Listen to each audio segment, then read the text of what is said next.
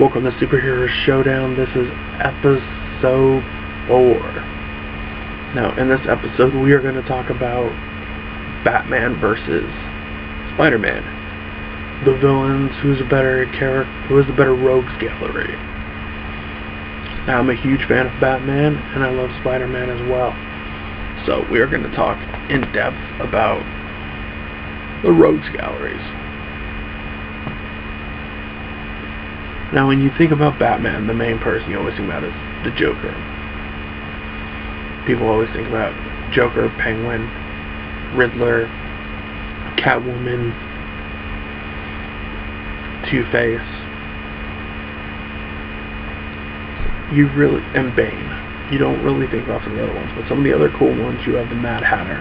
The Mad Hatter thinks that he's in the Alice in Wonderland story, so he has a great, really good affliction. He thinks he's in there, and he's obsessed with Alice in Wonderland, and he's all about mind control.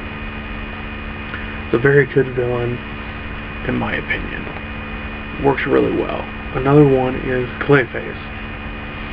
Now, Clayface is an actor who's trying to stay young, so he uses this clay, which morphs him into Clayface, who can take his arms and turn them into any weapon he wants. A very cool villain. Would work really good in the DC Cinematic Universe. I really like Clayface as a villain. Another one would be Man-Bat. Man-Bat's not really a villain, but he wants to be like Batman. So he takes serum, which turns him into like a monster. A bat. There's also a man flies around and attacks Batman. A lot of these villains you can actually find in the Batman the Animated Series by Bruce Timm from the early 90s. Another villain that would be is you have Ra's al Ghul, who was in Batman Begins, but that wasn't really a good interpretation of Ra's al Ghul. He's 10,000 years old. He was in the Lazarus Pit to keep reanimating him. He's super strong and a great foe for Batman. You can bring in, of course, there's the Harley Quinns and the Poison Ivies. For all the women, you got Mr. Freeze, who almost everybody knows Mr. Freeze based on. You have Arkham City in the game. A lot of people knew about him from there. But then you also have the horrible Batman movie, Batman and Robin. But some of the other villains you could do, the Arkham Knight's a good villain, even though he's just Jason Todd, like, redone. It was in the Arkham Knight game that recently came out. Scarecrow. Now, Scarecrow is an interesting villain because for those of you that only know about Scarecrow from the Batman Begins movie, that's not Scarecrow. Scarecrow is a doctor that goes crazy and starts experimenting on his patients, but then wears this costume like a scarecrow and has fear toxin grenades, and it's all about putting the huge act of fear upon you so you can succumb and take advantage of the situation. Scarecrow is a very, very good villain. You also have Killer Croc, who is a monster that lives in the sewers. Well, soon you're going to see Killer Croc. It's going to be a different version of him, but you're going to see him in Suicide Squad, which Suicide Squad does have a lot of Batman villains. Batman, like, over the years has had, like, people like the Toyman, or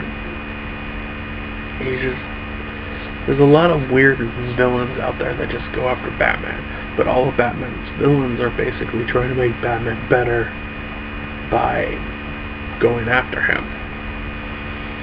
And Batman is basically the world's greatest detective, and that's how he was able to take them down, because if you take somebody like the Joker, who is a complete madman and a psychopath, he has to go against that differently than he would against the Riddler, where he can only use his mind to figure out the riddles and the clues to figure out where the Riddler is. So it's a different dichotomy for Batman. But let's look at Spider-Man. Spider-Man has, just like Batman, an eclectic group of people he fights. You have the Green Goblin, who is his best friend's dad, who is maniacal and freaking crazy. You have Doc Ock, who is somebody who is his fellow scientist. Experiment go wrong. He has artificial intelligence, tentacles that control his mind, and all he wants to do is kill Spider-Man. You have Kraven the Hunter, who literally feels that Spider-Man is the best hunt that he can ever have, so he hunts after Spider-Man.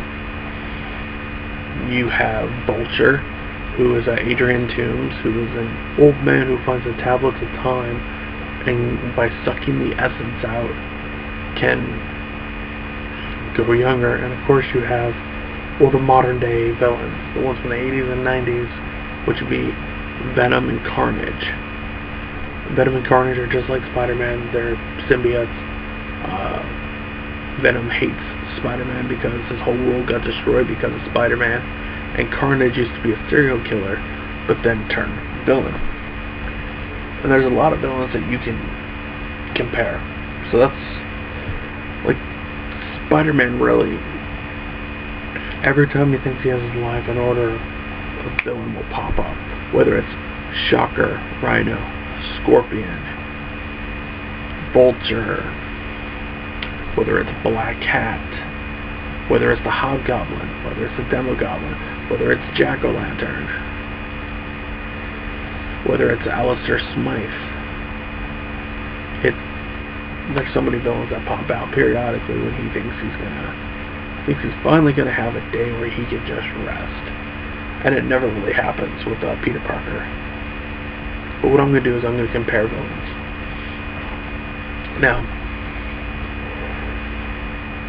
Batman has Joker as his #1 villain. Peter Parker has, I would say Peter Parker's equivalent, Spider-Man's equivalent, would be the Green Goblin. The Riddler is very smart, really puts pieces in the way of Spider-Man.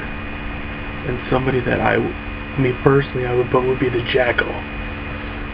The Jackal really pushed the limits for Spider-Man with different clones of Spider-Man and Mary Jane and this huge storyline that took place. But Catwoman, of course, Black Cat, they're almost identical. Vulture would be compared to Ra's al Ghul. Bane, I would compare Bane to either Rhino, or I would compare him to Venom. But me personally, these are my 5 favorite Batman villains, and these are my 5 favorite Spider-Man villains. First off, the Batman villains. Of course, Joker, and these are in no particular order. Joker, Riddler, Scarecrow, Hush, and last on the list has got to be Bane. I really like Bane as a character, because Bane really had a big impact on Batman's whole essence. But all 5 of those characters are really good and in their own way complement Batman. Now Spider-Man, it would be Venom, Carnage, Shocker, who most people would not put on the list, but I've always liked Shocker as a villain. Then I would put the Green Goblin on the list, just because he's such a dichotomy for Spider-Man. And finally, to put on that list for Spider-Man villains, you would have to put, I'm going to go with Kraven, because Kraven is just ruthless. And the big question is, like, who has the better rogues gallery? I'm actually going to give it to Spider-Man. Now, this is all subjective, everybody has their own opinion, but to me, Spider-Man has a better rogues gallery. And Batman has time to rest, Spider-Man does not. Batman has all this money and everything else to go after the villain. Spider-Man just, either he's a teenager, or he's in college, or he's just out of college, working for the Daily Bugle. He has a lot better villains, and there's been a lot more Spider-Man series over the years, and I really think that Spider-Man has a better villains gallery. So so that is my opinion on this episode of Superhero Showdown.